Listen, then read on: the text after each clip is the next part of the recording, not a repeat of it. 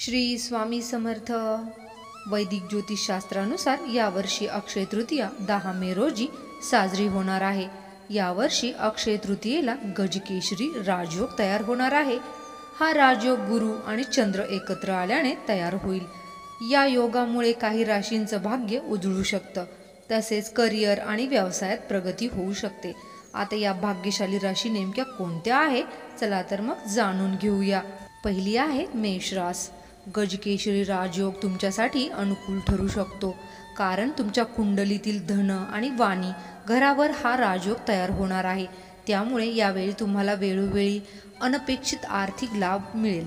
तसेच परदेशातून व्यवसाय करणाऱ्यांना यशाच्या अनेक अद्भुत संधी उपलब्ध होतील. या राशीच्या लोकांना चांगले पैसे मिळतील आणि या काळात तुमचे उत्पन्न वाढण्याची शक्यता आहे. त्यामुळे आर्थिक स्थिती सुधारेल. तसेच यावेळी तुमच्या बोलण्याचा प्रभाव वाढेल. तुमच्या बोलण्यावर लोक प्रभावित होतील आणि तुमचं सर्कल वाढेल. कर्क रास. गजकेशरी राजयोगाच्या निर्मितीमुळे कर्क राशीच्या लोकांना चांगले दिवस येऊ शकतात, कारण हा राजयोग तुमच्या राशीच्या 9व्या घरात तयार होणार आहे.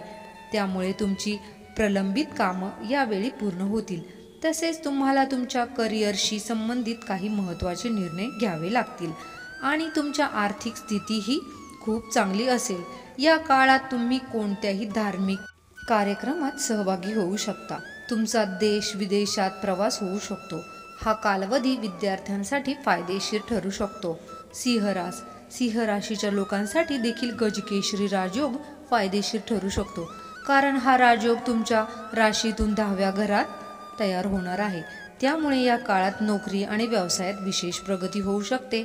तुम्ही करिअरमध्ये चांगली कामगिरी करू शकता आणि अनेक अद्भुत संधी तुमच्या वाट्याला येतील. तुमच्या कुटुंबात सुखसमृद्धी वाढेल. नोकरीच्या शोधात असलेल्यांना नवीन नोकरी मिळू शकते. या काळात व्यावसायिकांना चांगला नफा होऊ शकतो. त्यांच्या व्यवसायाचा विस्तार होऊ शकतो. जर तुम्हाला ही माहिती आवडली असेल तर व्हिडिओला एक लाईक अवश्य करा आणि अशीच नवनवीन माहिती ऐकण्यासाठी आपल्या चॅनलला सबस्क्राईब करा.